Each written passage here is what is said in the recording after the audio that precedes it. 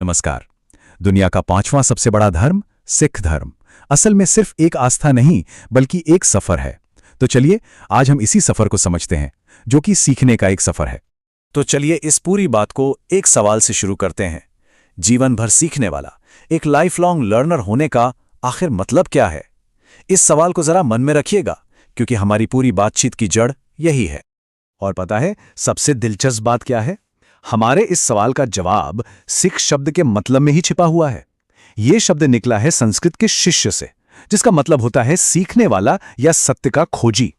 तो एक सिख होना मतलब ही है जिंदगी भर सीखते रहने और सच को जानने के रास्ते पर चलना। तो ये सफर, ये सीखने की यात्रा आखिर शुरू कहां से हुई?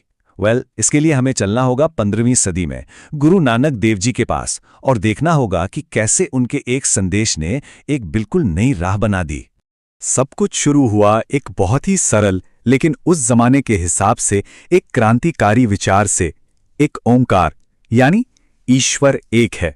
अब सोचिए, एक ऐसा समाज जो जाति, धर्म, लिंग हर चीज में बुरी तरह भटा हुआ था, वहां यह कहना कि ईश्वर की नजर में सब बराबर हैं, ये कितनी बड़ी बात थी। इस एक संदेश ने हर तरह के भेदभाव को नकार दिया। तो गुरु नानक देव जी ने नींव तो रख दी, पर यह सफर यहीं नहीं रुका।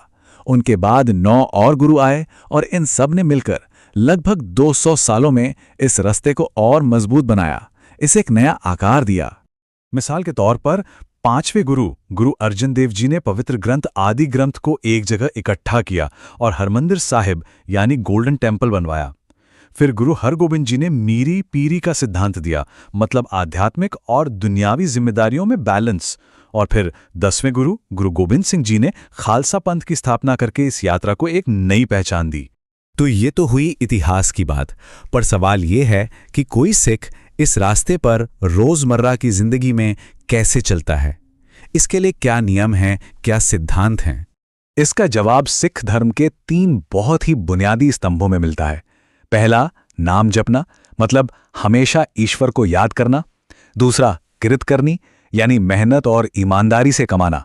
और तीसरा, वंड छकना, जो कमाया है उसे जरूरतमंदों के साथ बांटना। ये तीनों मिलकर ही एक बैलेंस और आध्यात्मिक जिंदगी की नींव रखते हैं। और ये सिर्फ कहने की बातें नहीं हैं, इनका प्रैक्टिकल रूप भी है। सेवा यानी बिना किसी स्वार्थ के दूसरों की मदद करना, और लंगर जहां कोई भी किसी भी धर्म या जाति का हो एक साथ बैठकर खाना खा सकता है। ये दोनों चीजें इन्हीं सिद्धांतों का सबसे बड़ा सबूत है। बिल्कुल सही कहा गया है, सच्चा रास्ता तो विनम्र लोगों की संगत में ही मिलता है। अब हम बात करते हैं एक ऐसे मोड़ की जिसने सिख पहचान को हमेशा के लिए बदल दिया। साल था 1699 और गुरु थे गुरु गोबिंद सिंह जी। उन्होंने स्थापना की खालसा की। खालसा का मतलब है शुद्ध। ये एक ऐसी पहचान थी जो साहस, अनुशासन और दूसरों की रक्षा के लिए एक मजबूत कमिटमेंट थी। और इस खालसा पहचान को जाहिर करते हैं 5 ककार। केश यानी बिना कटे बाल, जो ईश्वर की इच्छा को मानने का प्रतीक है। कंघा, जो सफाई और अनुशासन के लिए है।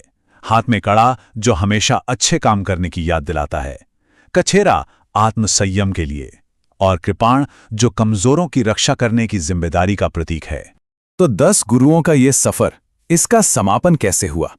10वें गुरु गोबिंद सिंह जी ने एक ऐसा फैसला लिया जो अपने आप में बहुत ही अनोखा था। उन्होंने गुरु की गद्दी किसी इंसान को नहीं दी, बल्कि उसे सौंप दिया पवित्र ग्रंथ को। जी हां, 1708 में उन्होंने आदि ग्रंथ को ही सिखों का शाश्वत यानी हमेशा रहने वाला गुरु बना दिया। और तभी से इसे गुरु ग्रंथ साहिब के नाम से जाना जाता है। ये सिर्फ एक किताब नहीं, बल्कि एक लिविंग गुरु हैं, एक जीवित गुरु, जिनके शब्द आज भी रास्ता दिखाते हैं। और गुरु ग्रंथ साहिब की एक बात जो इसे पूरी दुनिया में सबसे अलग बनाती है, वो है इसका खुलापन। इसमें सिर्फ सिख गुरुओं की शिक्षाएं नहीं हैं, बल्कि कबीर, बाबा फरीद, नामदेव जैसे कई हिंदू और मुस्लिम संतों के शब्द भी शामिल हैं। ये आपसी सम्मान और एकता की एक जबरदस्त मिसाल है जो शायद ही कहीं और देखने को मिले। तो हमने ये पूरा सफर देखा, एक शिष्य बनने का, एक सिख बनने का। अब आखिर में एक सवाल, आज की इस भागदौड़ भरी दुनिया में सिख धर्म का कौन सा सिद्धांत, चाहे वो निस्वार्थ सेवा हो, बराबरी का हक हो या फिर जिंदगी भर सीखते रहने का जज्बा हो, आपको लगता है कि आज सबसे ज्यादा जरूरी है? इस पर सोचिएगा जरूर।